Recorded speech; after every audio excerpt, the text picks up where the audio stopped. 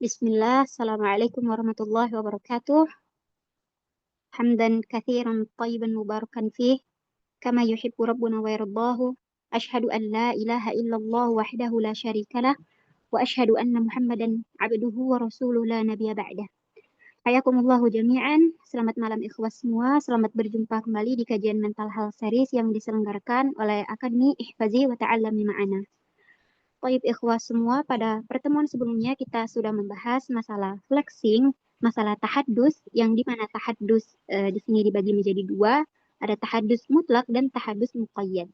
Tahadus mutlak yakni kita bisa menyampaikan nikmat yang kita miliki ini kepada semua orang. Kemudian tahadus muqayyad yakni kita bisa menyampaikan nikmat yang kita miliki ini hanya kepada orang-orang tertentu saja. Kemudian setelah berlalu kata flexing, maka muncullah kata humble, kata merendah. Dan inilah tema kita pada malam hari ini, pada episode ke-18. Kemudian merendah yang di sini, merendah yang seperti apa? Merendah yang bagaimana? Maka langsung saja kita simak penjelasannya yang akan disampaikan oleh pemateri kita, Ustadz Lutfi Nur Pratama, kepada beliau, falyatafaddal mashkura.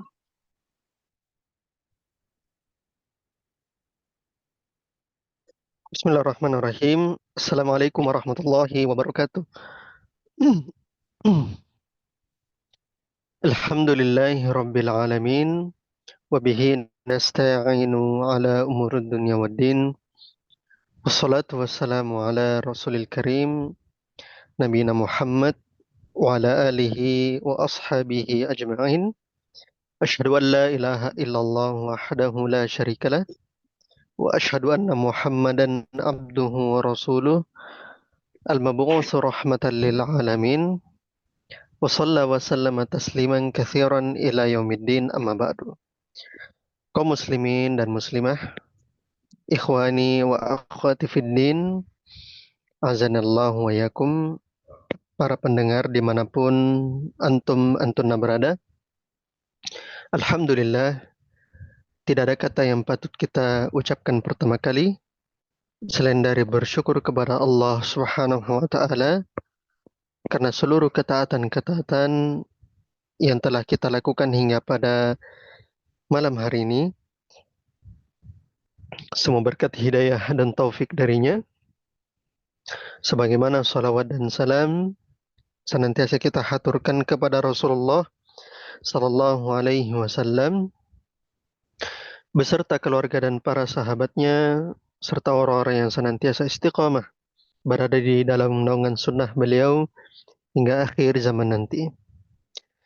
Hadirin kaum muslimin wal muslimah, para pendengar sekalian, kita lanjutkan kembali pelajaran kita, dars kita di Al-Wasailul Mufidah lil Haya As-Sa'idah, seri kesehatan mental dari kitab karya Syekh Abdurrahman bin Nasir As-Sa'di rahimahullahu ta'ala. Alhamdulillah, kaum muslimin dan muslimah, pada pertemuan sebelumnya kita sudah membahas tentang masalah flexing, yaitu tahadus bin ni'mah, yang dimana flexing dalam konotasi positif yang sudah kita bahas kemarin memiliki pengaruh yang besar di dalam mewujudkan kebahagiaan seseorang. Ketika seseorang mengungkapkan nikmat-nikmatnya kepada Allah, maka dia akan menjadi orang yang berbahagia. Sudah kita jelaskan secara rinci dari bentuk flexing yang benar dan bentuk flexing yang tercela, bentuk tahadus nikmat yang benar dan bentuk tahadus nikmat yang tercela, serta perbedaannya dengan berlaku sombong dan berbangga diri. Sehingga pada malam hari ini hadirin sekalian, kita akan membahas tema yang baru, yaitu merendahlah. Cuma pekan kemarin, qadarullah saya lupa ya, ternyata masih ada satu paragraf lagi yang harusnya masih masuk dalam pembahasan kita pekan kemarin. Ya, jadi kita membaca dulu satu paragraf yang terluput kemarin dan itu masuk pembahasan kemarin supaya kita bisa menyempurnakan pembahasan kita. Kata Syekh As-Sa'di rahimahullahu taala di kitab beliau,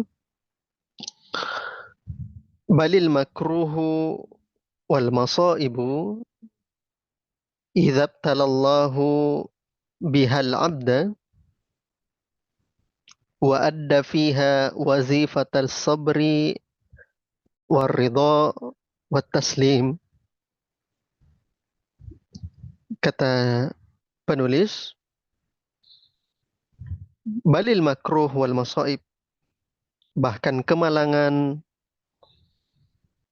dan musibah, jika Allah menimpakannya kepada seorang hamba,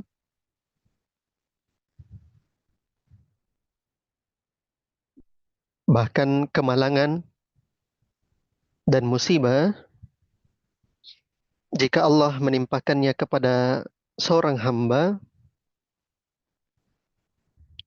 wa adda fiha wazifatas sabri war ridha wat taslim, dan hamba tersebut telah menjalankan tugasnya untuk bersabar, ridho, dan berserah diri, hanat wa ta'atha, maka musibah tersebut akan menjadi mudah dan bebannya akan menjadi berkurang.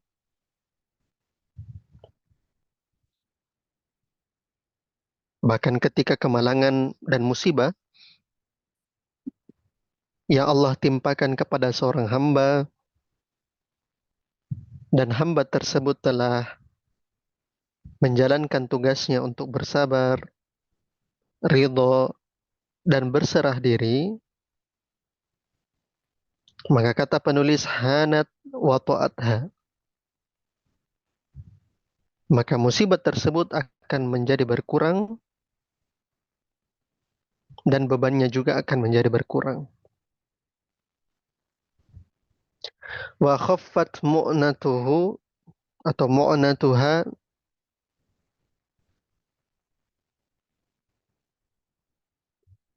beban dari musibah tersebut akan ringan. Wa kana ta'milul abdi li ajriha wa thawabiha, dan harapan hamba terhadap balasan pahala darinya,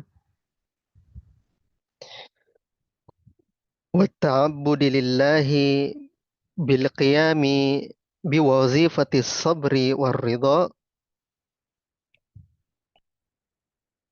serta dia melakukan penghambaan kepada Allah dengan menjalankan kesabaran dan keridhaannya. Yada'ul asya'a al-marrata hulwatan, atau yada'ul asya' al-marrah hulwatan,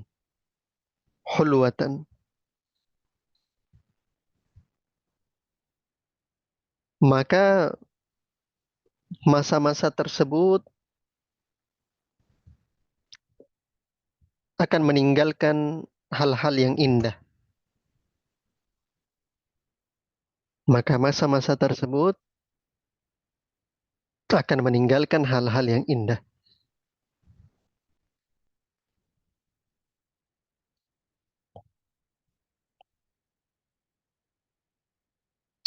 Fatansihi halawatu ajriha mirarata mirarata sabriha.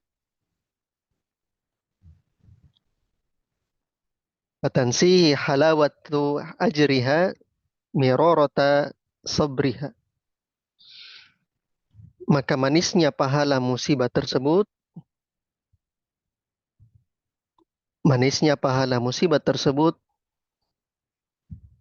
akan melupakan masa-masa sulit seiring berlanjutnya kesabaran. Maka manisnya pahala musibah tersebut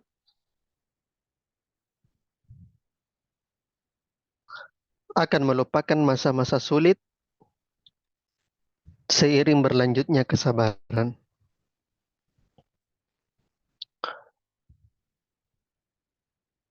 Maka di sini hadirin sekalian, penulis menggambarkan kepada kita bahwasanya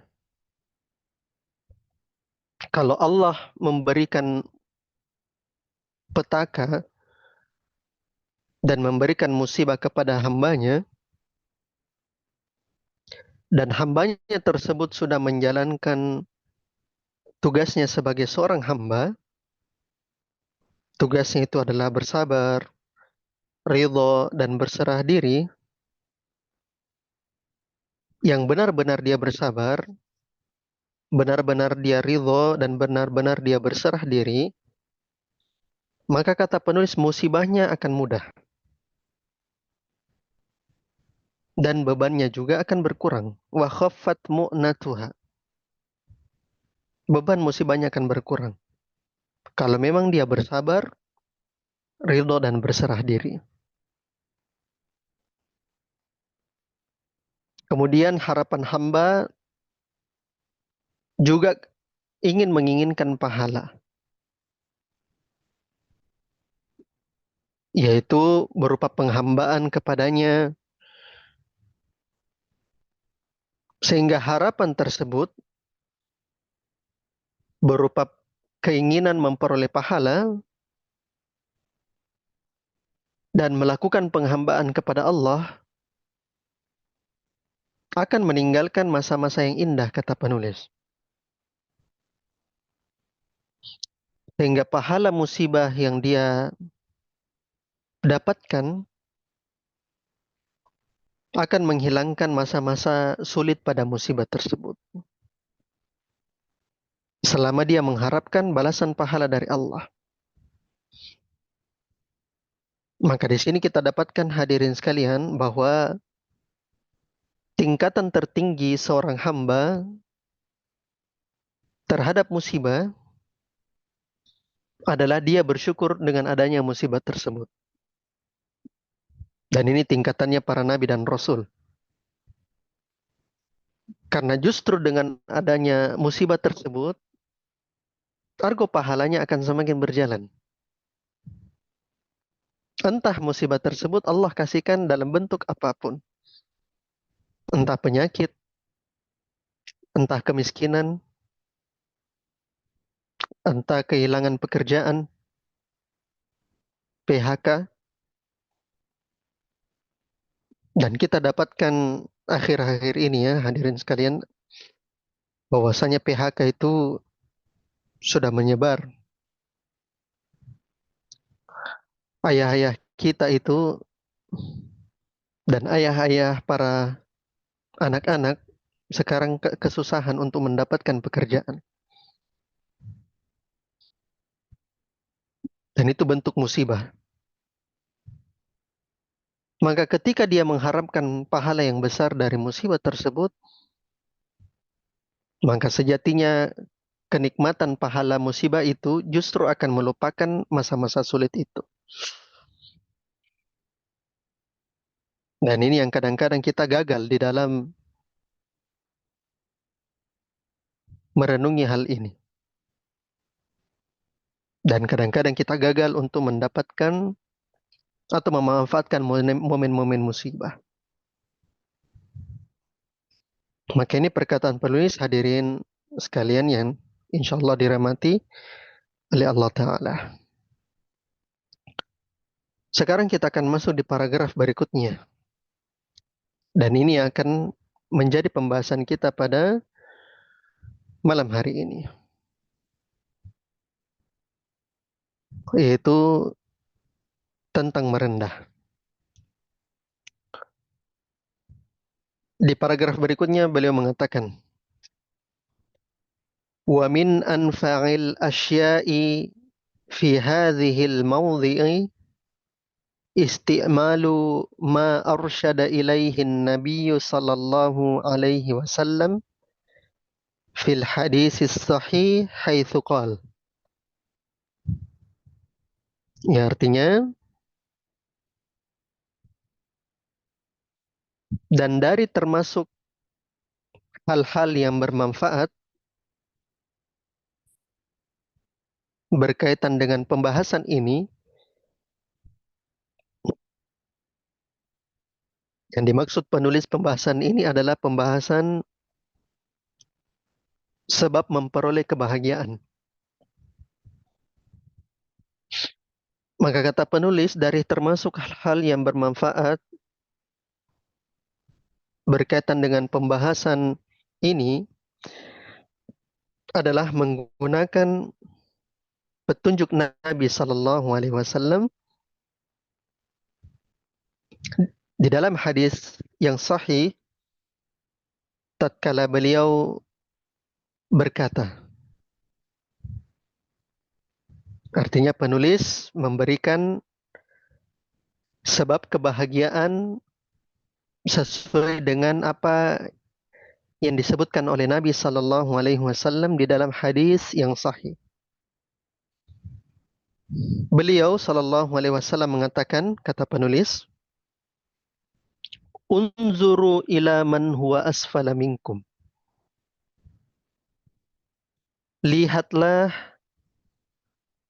orang-orang yang ada di bawah kalian.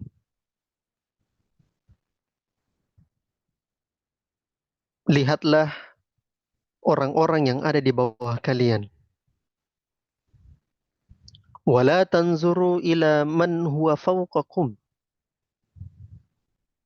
Dan janganlah kalian melihat kepada orang-orang yang ada di atas kalian.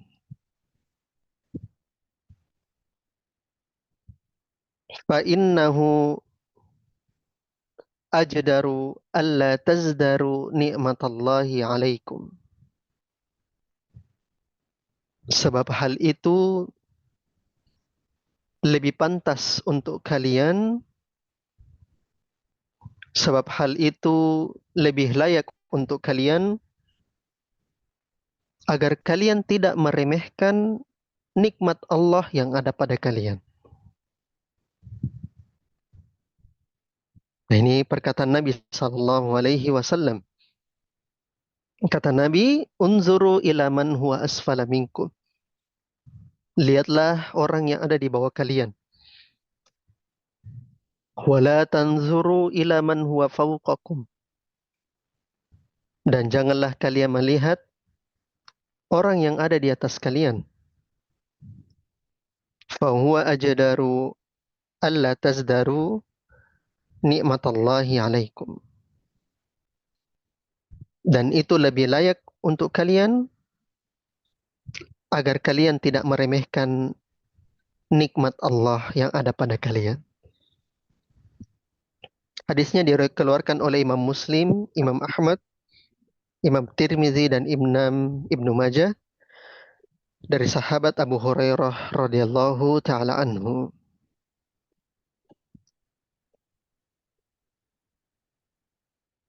Kemudian kata penulis berikutnya, fa innal abda idza nasaba baina ainaini hadzal malhaz al-jalilah. Sebab hamba tatkala ia memperbaiki cara pandangnya dengan cara yang mulia ini, ra'ahu yafuqu qat'an kathiran minal khalqi fil afiyati wa tawabi'iha. Maka ia akan mendapatkan dirinya tersebut lebih unggul dibandingkan kebanyakan manusia. Nah, maka perhatikan kata penulis. Maka hamba ketika ia memperbaiki cara pandangnya dengan cara yang mulia ini. Sebagaimana perintah Nabi. Maka kata penulis, Ra'ahu yafuku qata'an kathiran minal khalq. Maka dia akan mendapati dirinya lebih unggul daripada kebanyakan manusia. Fil afiyah, baik di dalam kesehatan. Watawabi'iha, ataupun yang mengikuti hal tersebut. Wafir rizki wafi tawabi'iha, baik di dalam masalah rezeki atau semisalnya.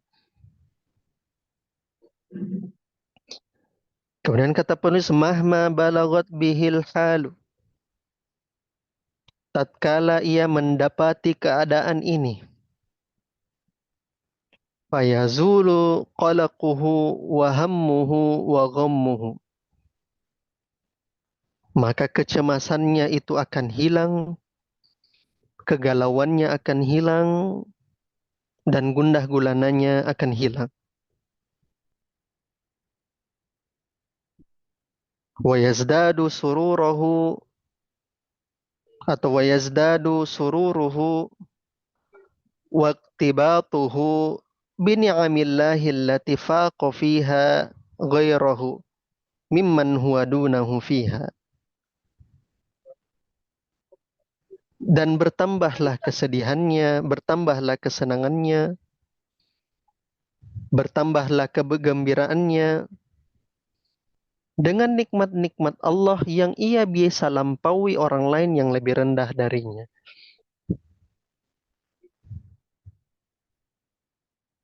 Nah, maka perhatikan perkataan penulis. Dia akan mendapati dirinya lebih unggul kalau dia menggunakan cara pandang dengan pandangan hadis Nabi ini. Kecemasannya bisa hilang, kegalauannya bisa hilang, gundah gulananya bisa hilang. Bahkan yang dia dapatkan adalah kegembiraan dan kesenangan dengan nikmat-nikmat Allah. Yang bisa ia lampaui dari orang lain yang lebih rendah darinya. Kemudian perhatikan paragraf berikutnya. Dan ini paragraf yang menarik. Kata penulis. Wa kullama qala ta'ammulul abdi bini'amillahi al-zahirati wal batina. Sehingga setiap kali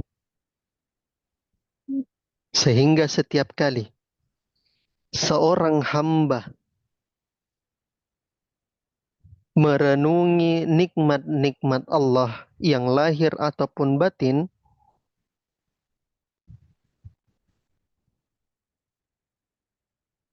sehingga setiap kali seorang hamba merenungi nikmat-nikmat Allah yang lahir maupun batin, ad-diniyati wad dunyawiyah, baik nikmat tersebut adalah nikmat diniyah di dalam agama ataupun duniawi, nikmat tersebut bersifat duniawi. Maka kata penulis, ra'a rabbahu qad a'tahu khairan katsira. Allahu Akbar. Maka dia akan melihat bahwasanya Robnya, bahwasanya Tuhannya, bahwasanya Allah telah memberikannya kebaikan yang sangat banyak.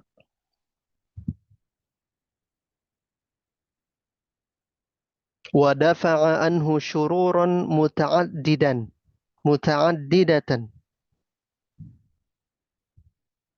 Dan dia akan melihat bahwasanya Allah Ta'ala telah menghilangkan darinya berbagai jenis keburukan.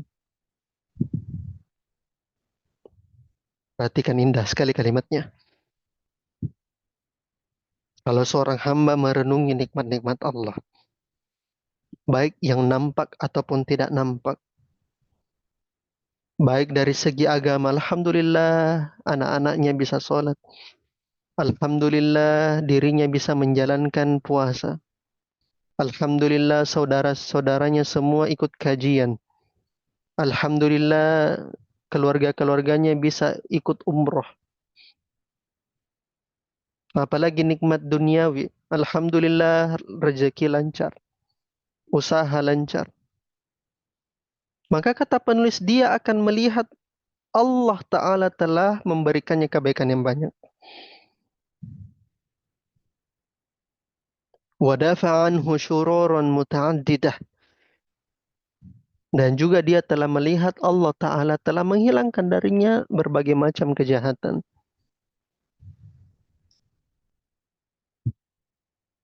Wala syakka anna hadha yadfa'ul humuma wal ghumuma wa yujibul farha was surura. Dan tidak diragukan lagi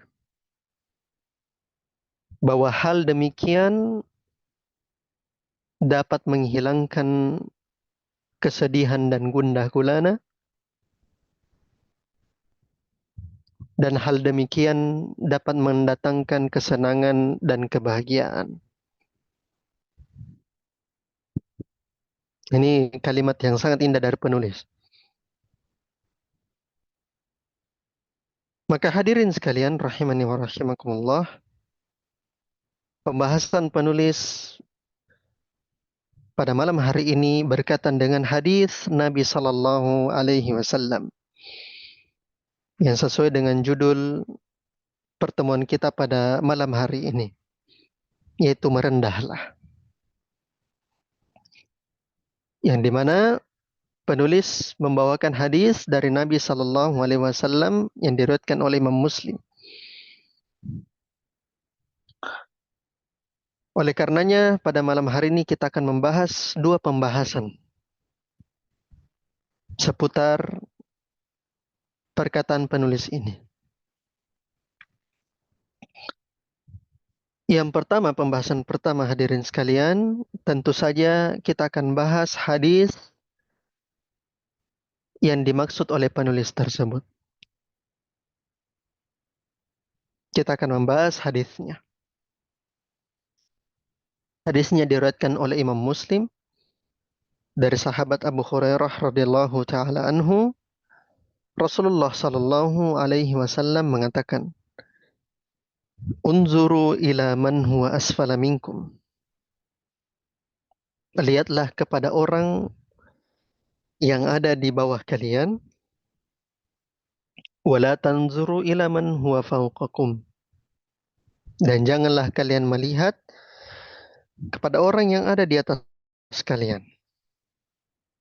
Fahuwa ajadaru alla tazdaru ni'matallahi alaikum. Maka itu lebih layak agar kalian tidak meremehkan nikmat Allah yang ada pada kalian. Maka hadirin sekalian, hadis ini itu merupakan hadis tentang bersifat qanaah, bersifat merendah, bersifat biasa-biasa saja. Yang artinya bahwasanya hadis ini memerintahkan seseorang untuk merasa cukup dengan apa yang dia miliki. Hadis ini memerintahkan kepada kita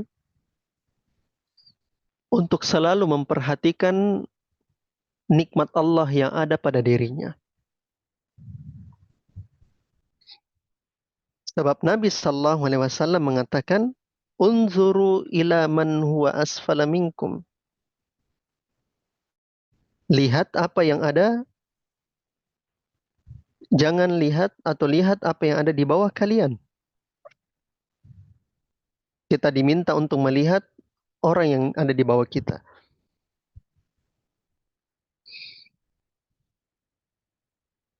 Wala tanzuru ila man huwa fawqakum.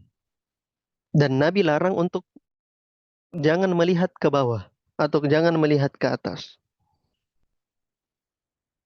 Maka di sini beliau berikan alasannya, Sallallahu Alaihi Wasallam. Apa yang membuat kita dilarang untuk melihat ke atas, tapi kita disuruh melihat ke bawah? Alasannya kata Nabi bahwasanya agar seseorang tidak meremehkan nikmat Allah. Karena ketika seseorang hadirin sekalian melihat ke atas terus, melihat ke atas terus, atau dia melihat puncak bukit yang tinggi terus, maka tidak akan ada ujungnya dia melihat pandangannya tersebut. Karena pandangannya tidak terbatas. Semakin dia naik, tujuannya malahan semakin jauh. Karena pandangan seseorang luas. Semakin dia naik ke atas gunung, semakin dia naik ke atas bukit, justru pandangannya semakin jauh. Ternyata masih ada di atasnya, ternyata masih ada di atasnya.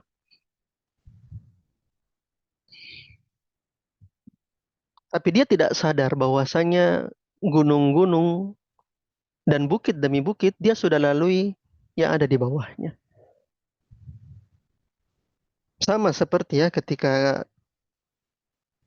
seseorang naik ke puncak gunung, naik gunung. Di sini mungkin ada yang pernah naik gunung. Maka ketika dia naik gunung, hadirin sekalian, dia harus melewati pos 1, pos 2, pos 3, sampai kadang-kadang pos 10, pos 11. Maka ketika dia naik pos demi pos, naik tangga demi tangga, naik bukit demi bukit, maka sejatinya dia rasa bahwasanya tujuannya itu belum tercapai. Karena dia melihat bahwasanya jarak masih jauh. Tapi dia tidak sadar bahwasanya langkahnya itu sudah berada di puncak yang tinggi. Dia tidak sadar bahwasanya dia sudah berada di atas awan. Maka begitu juga seseorang hadirin sekalian ketika berkaitan dengan nikmat Allah. Kadang-kadang ketika kita melihat orang-orang kaya atau melihat influencer atau melihat YouTuber dari segi hartanya, mereka banyak harta. Dari segi pekerjaan, mereka layak bekerja. Dari segi kulit ataupun bentuk tubuh mereka lebih indah bentuknya. Tapi dia tidak sadar bahwasanya Allah Ta'ala telah memberikan dia nikmat yang lebih besar. Ya tidak usah jauh-jauh ya. Terkadang dengan tetangga sendiri pun kita kadang-kadang hasad dengan pemberian dan nikmat tetangga. Padahal kita tidak tahu masalah tetangga boleh jadi lebih besar ketimbang kita. Makanya ada pernyataan itu rumput tetangga. Ada yang tahu? Rumput tetangga lebih lebih hijau daripada rumput sendiri. Ada yang sering dengar ya?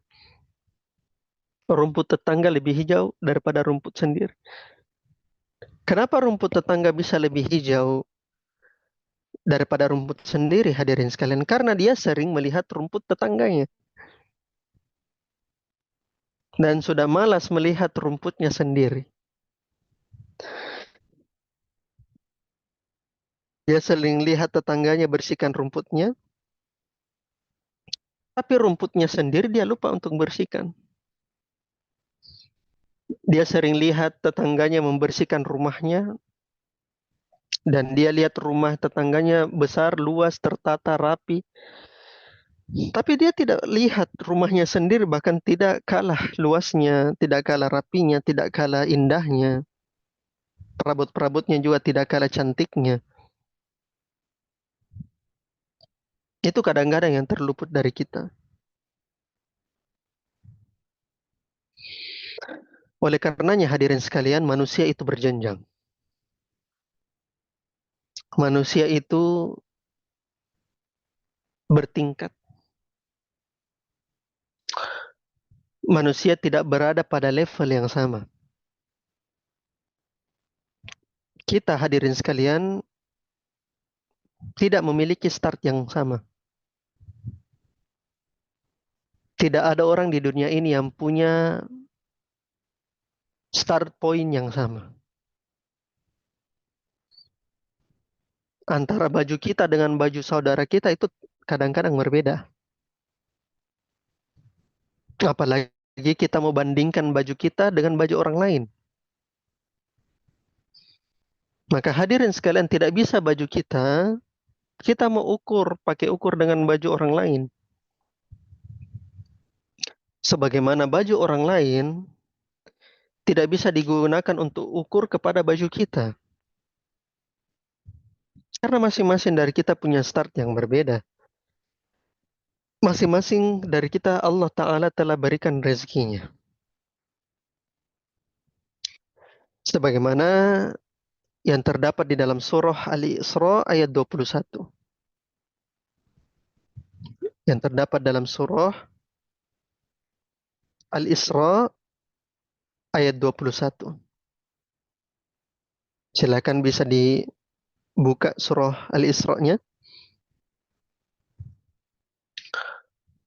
Ada yang bisa membaca? Silakan. Saya minta kepada teman-teman yang mau membaca. Silakan Ika.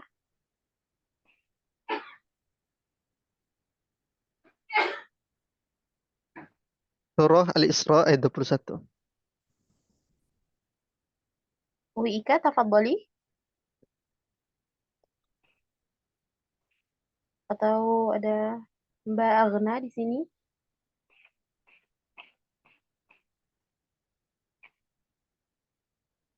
Baik, tidak ada ya? Ada? Iya, silakan. Surah Al-Isra ayat 21. Juz 15.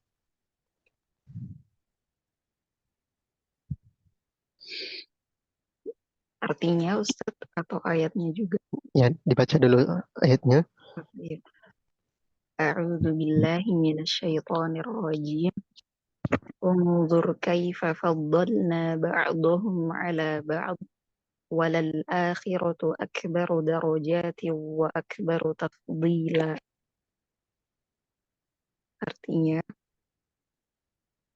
perhatikanlah bagaimana kami melebihkan sebagian mereka atas sebagian yang lain, dan kehidupan akhirat lebih tinggi derajatnya dan lebih besar keutamaannya. Mahsan barakallahu fiik. Maka perhatikan hadirin sekalian, dalil ini menjadikan hujah yang besar bahwasanya baju orang itu tidak sama. Start seseorang tidak sama. Maka sebuah kebodohan, sebuah kedunguan, ya, sebuah kekurang warasan seseorang ketika dia bandingkan nikmat orang lain dengan nikmat yang Allah berikan sama dia. Kalau seseorang sudah paham bahwasanya startnya dari awal sudah berbeda, maka bagaimana secara logika dia mau samakan takdirnya, rezekinya, jodohnya, ajalnya, dan seterusnya dengan orang lain?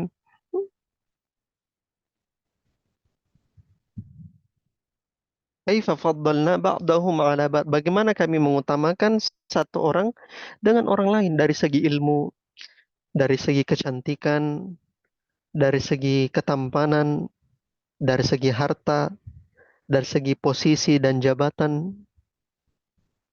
Kalau memang pada dasarnya sudah berbeda.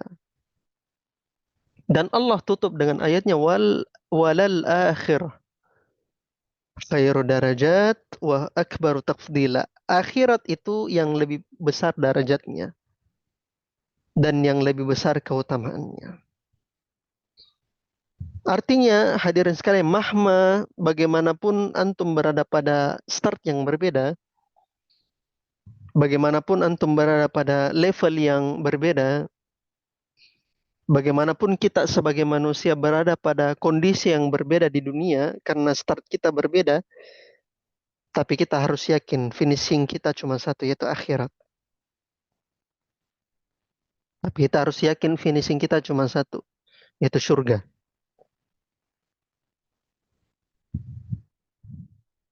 Dan ini yang kadang-kadang terluput dari kita, hadirin sekalian. Oleh karenanya, hadirin sekalian kaum muslimin, permasalahan terbesar ekonomi di dunia, kita sekarang berada pada kondisi krisis ekonomi ya. Dan saya berdoa semoga antum-antunna ya, para ayah dan ibu yang ada di sini, mudah-mudahan Allah Ta'ala memberikan keluasan dan kelapangan rezeki antum di saat-saat yang sulit seperti ini. Kita katakan hadirin sekalian bahwasanya permasalahan ekonomi manusia terbesar dari zaman dulu hingga zaman sekarang itu ada dua hal. Ada dua hal. Yang pertama adalah materialism.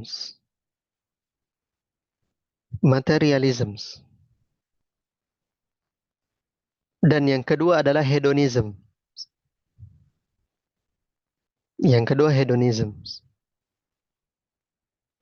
Yang pertama tadi apa hadirin sekalian?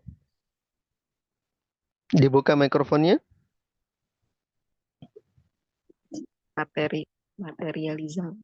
Materialism. Yang kedua apa?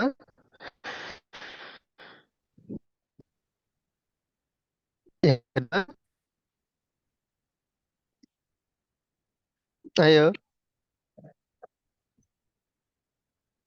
Yang pertama hadirin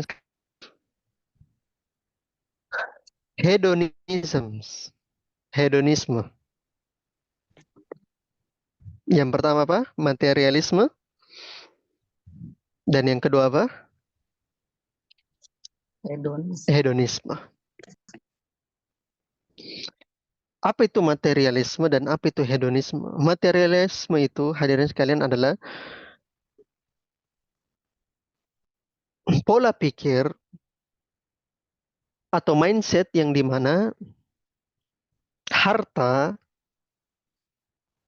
atau properti atau kepemilikan seseorang itu adalah sumber utama kebahagiaan dan kesuksesan. Itu namanya materialisme. Sehingga orang yang kadang-kadang berpikir materialisme itu disebut dengan nama matre. Karena dia anggap bahwa mungkin semakin banyak kepemilikannya, semakin banyak propertinya, maka semakin bahagia dan semakin sukses dia. Itu materialis. Dan yang kedua, permasalahan ekonomi kedua terbesar ya dari zaman dulu sampai zaman sekarang adalah hedonism. Hedonism atau hedonisme itu adalah sikap yang dimana memiliki kesenangan dan memiliki kepuasan diri dengan cara menghambur-hamburkan harta. Artinya dia baru senang dan dia baru puas ketika hartanya dihambur-hamburkan. Maka dua hal ini hadirin sekalian, kaum muslimin dan muslimah, Islam telah berikan obatnya dan solusinya. Dua penyakit akut di dalam manusia berkaitan dengan kegagalan ekonomi dan krisis ekonomi, yaitu materialisme dan hedonisme, masing-masingnya Islam telah berikan obatnya. Sikap materialisme itu Islam obati dengan sifat qanaah, merasa cukup. Karena sumber utama kebahagiaan itu adalah hati dan bukan harta benda. Ketika materialisme mengatakan bahwasanya sumber utama kebahagiaan adalah harta benda, maka Islam datang sebagai counternya, sebagai perlawanannya. Ia mengatakan sumber utama kebahagiaan adalah hati, bukan fisik. Dan di mana hati itu bisa tenang ketika dia mengikuti syariat Allah. Dan salah satu syariat Allah adalah bersifat qanaah, sederhana, dan merasa cukup. Itu yang pertama, materialisme. Kemudian sifat yang kedua adalah hedonisme. Islam obati sikap hedonisme dengan larangan dan pengharuman tabdzir. Pengharuman tabdzir, larangan menghambur-hamburkan uang.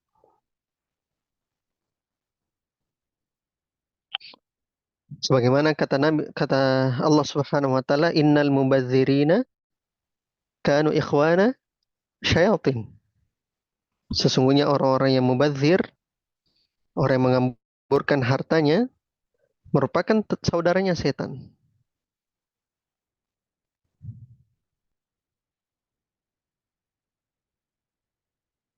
Maka perhatikan, Islam memberikan obat terhadap permasalahan dan dasar krisis ekonomi di dunia.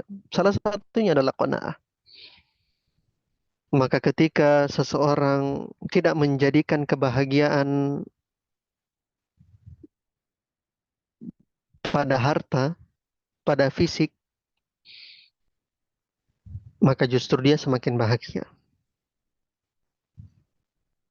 Dan sebaliknya, ketika seseorang terlalu attached dengan harta,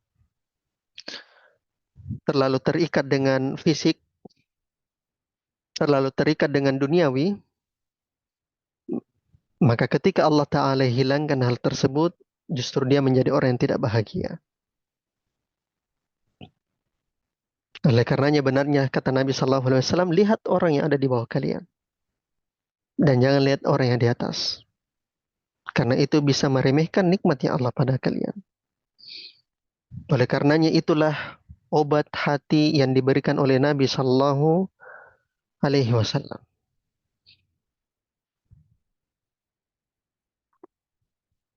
Itu yang pertama hadirin sekalian. Kemudian pembahasan kita yang kedua, yang terakhir adalah masalah manusia di zaman modern. Masalah manusia di zaman modern. Dulu, pada saat zaman-zaman purba masih zaman-zaman awal, agar seorang manusia itu dapat bertahan hidup atau tidak punah dan dia bisa meneruskan kehidupannya, hadirin sekalian, manusia pada zaman itu diharuskan untuk berburu, diharuskan untuk bekerja. Laki-laki yang ada disuruh untuk berburu, menggunakan tombak, menggunakan panah, menggunakan pedang pada zaman dulu. Sedangkan perempuan mungkin bertani, memanen sawah, kemudian mengurus rumah-rumah, dan seterusnya. Manusia pada waktu itu untuk memenuhi kebutuhannya mereka harus melakukan hal-hal yang sifatnya fisik. Dan sebaliknya, jika dia tidak melakukannya, manusia pada waktu itu tidak melakukannya, maka ada kemungkinan untuk meninggal, wafat. Dan besar kemungkinannya untuk wafat. Karena adanya badai, wabah, dan seterusnya. Sehingga manusia pada zaman itu mengharuskan untuk bekerja, mengharuskan untuk melakukan sesuatu agar dia bisa bertahan setidaknya untuk hidup. Sekarang pertanyaan hadirin sekalian. Kira-kira menurut antum, saya minta antum jawab. Kira-kira menurut antum, sekarang ketika kita seandainya ya, seseorang ingin bertahan hidup sekarang, apakah dia harus berburu atau dia harus bertani atau apakah dia harus masuk ke hutan? Sekarang saya jawab, saya minta antum jawab. Apakah orang sekarang untuk bertahan hidup dan tidak mati, apakah diharuskan dia untuk berburu atau pergi ke hutan atau melakukan aktivitas fisik? Harus atau tidak, ikhwan?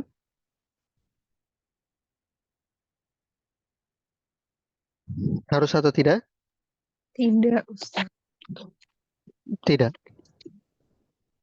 Hasan. Sekarang saya tanya antum. Kalau sekarang, andaikan pun manusia diam di rumahnya saja, apakah mungkin bagi manusia untuk bisa hidup tanpa harus keluar dari rumah? Bisa tidak? Maksudnya Bisa. benar-benar apa namanya yang saya katakan, bukan kita tidak bahas dari segi interaksi sosial ya, bukan ya. Tapi antum tinggal saja di rumah selama 1 bulan, di rumah terus. Bisa tidak dia bertahan hidup tanpa meninggal? Bisa tidak? Saya minta antum menjawab. Bisa. Bisa atau tidak? Bisa atau tidak? Bisa, Ustaz. Bisa, Hasan. Bisa. Sekarang ya bisa atas izin Allah, betul.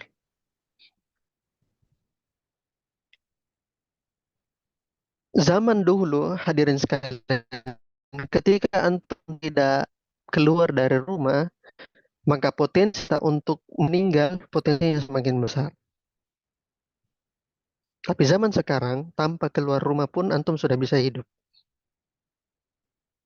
Menunjukkan apa? Dan ini dibahas oleh para pengamat ya, para pengamat, bahwasanya masalah di zaman sekarang itu bukan kekurangan, bukan bukan kekurangan. Tapi masalah kita di zaman sekarang adalah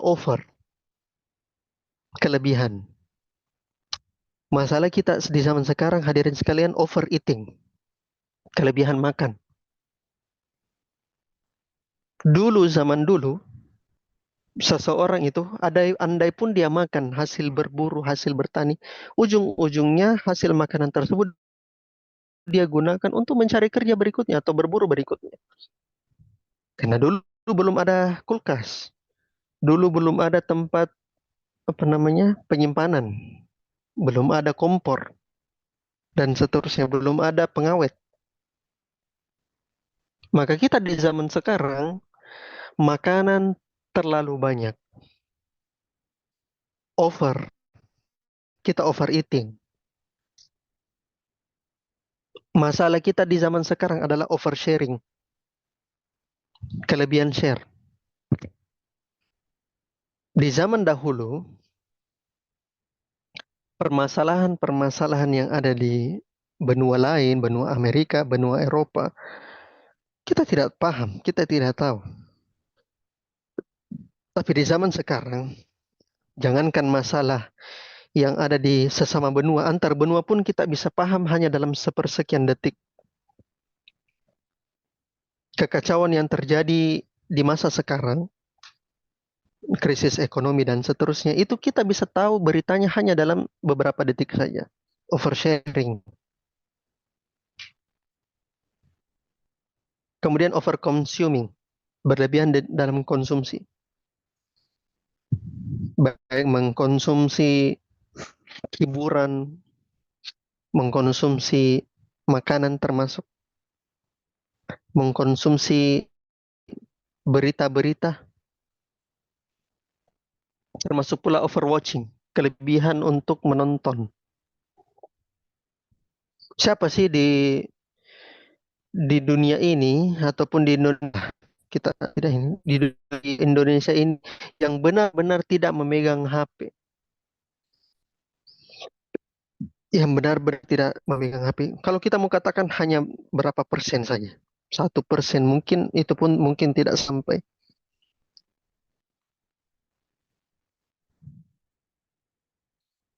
Overthinking, kelebihan pikir. Kebanyakan berita, kebanyakan hal yang masuk pada diri kita, sehingga sehingga kita minta untuk menyerap semua informasi yang ada. Itulah menyebabkan kita overthinking. Si fulan gini, si fulan begini, si fulan begini. Semua informasi tersebut masuk ke kepala kita sehingga menjadi over.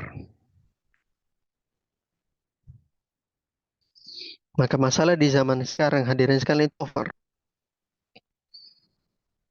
Maka over inilah, kelebihan inilah ya yang orang katakan sebagai meningkatkan dopamin, hormon yang ada di dalam badan kita agar mendapatkan kesenangan.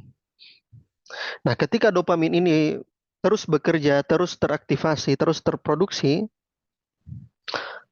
maka kesenangan yang kita anggap senang itu menjadi biasa saja. Sebagai contoh misalnya dulu, email ya, antum tahu email ya? Dulu itu anak waktu masa-masa TK mungkin ya, masa-masa TK, anak sudah diajak sama bapak untuk pergi ke warnet. Dulu warnet tahun 2003-2004 itu seperti bagaimana? Karena tugas atau kerja dulu belum hand- belum ada apa namanya di HP, susah. Jadi mau tidak mau kita harus ke warnet tahun 2003-2004. Pada waktu itu email yang masuk ya email masuk masih sedikit, sehingga ketika seseorang mendapatkan email dan bentuk email pada waktu itu senangnya minta ampun karena artinya kita bisa berkomunikasi via daring dengan orang lain. Bahkan pada waktu itu 2003-2004 surat menyurat itu masih cukup sering. Bapak Ana sering menyurat dengan teman-temannya. Surat menyurat masih cukup sering. Sehingga surat menyurat kelihatan biasa saja. Tapi sekarang saya tanya sama antum-antum, antum jawab jujur. Kalau antum dapat notifikasi email, Gmail sekarang, antum merasa senang atau biasa saja? Jawab. Antum dapat notifikasi email di Google Mail, di mana di Yahoo, senang atau biasa saja?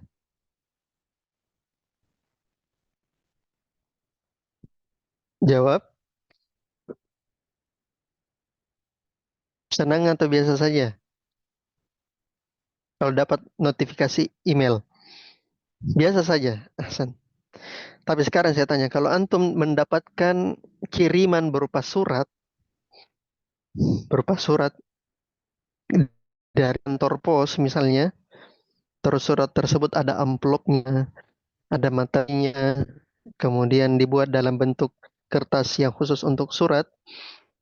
Antum dapatkan surat tersebut, antum buka perangkonya, terus baca surat tersebut, dikirim dari kantor pos. Antum merasa senang yang mana, yang dikirim di email atau dikirim di... Saya tanya ke antum, ke email atau kotak surat? Jawab, Surat. jawab. Surat, Hmm. kotak surat. Iya kan? Coba antum dapat email sekarang biasa saja. Notifikasi email terlalu banyak malahan. Tapi ketika antum mendapatkan email atau dari kotak surat isinya perangko, materai, kemudian ada tanda cinta misalnya di situ dari sahabat yang sudah lama, itu senangnya kita bukan main. Bahkan kita bisa jadi pajang. Menunjukkan hadirin sekalian, kelemahan kita pada zaman sekarang itu overthinking, oversharing, overconsuming, overeating, overwatching. Maka salah satu solusi yang tepat untuk mengatasi over tersebut adalah melihat orang-orang yang ada di bawah kita. Melihat nikmat-nikmat yang Allah berikan kepada kita. Karena jangan sampai terlalu banyak nikmat yang kita dapatkan dan nikmat tersebut bahkan bukan sedikit lagi tapi over, menyebabkan kita menjadi orang yang meremehkan nikmat-nikmat Allah Ta'ala terhadap hal tersebut. Dan inilah bentuk dari dopamin detox. Kita detoksifikasi dopamin yang ada di dalam badan kita supaya tidak menerima informasi dari orang lain, tidak menerima informasi berlebihan yang bisa merusak kepala kita, dan tidak memakan terlalu berlebihan apa yang kita makan seadanya saja, ataupun tidak bersharing berlebihan dengan orang lain, dan kita bersyukur apa yang Allah Ta'ala berikan kita pada saat ini, dan sekaligus kita melakukan qanaah dan bersifat qanaah dengan apa yang Allah Ta'ala berikan kita pada saat ini. Itulah kunci kebahagiaan hidup. Jadi mahma bagaimanapun keadaan hidupnya antum, lagi susah, lagi senang, tapi ketika antum menerapkan hadis dari Nabi Sallallahu Alaihi Wasallam, kita terapkan hadis Nabi Sallallahu Alaihi Wasallam, maka kita termasuk pasti dari orang-orang yang berbahagia. Allahu Ta'ala alam bisawab. Saya kembalikan ke moderator jika ada yang mau ditanyakan 1-2 pertanyaan. Tafadhal. Baik, ikhwas semua, silakan yang memiliki pertanyaan.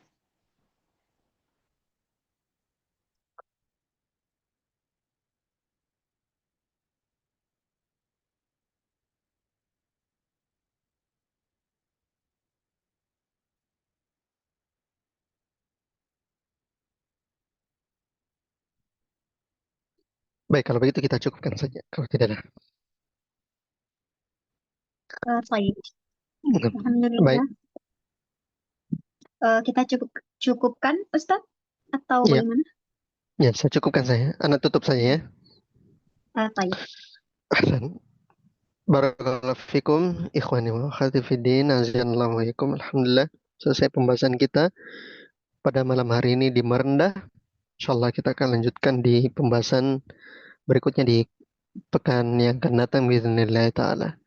Naktafi bihadzal qadar wa minallah nasallahu ta'ala yanfa'ana mimma lamana innahu waliyyu dzalika wal qadir alaih. Allahumma faqihna fid dinik.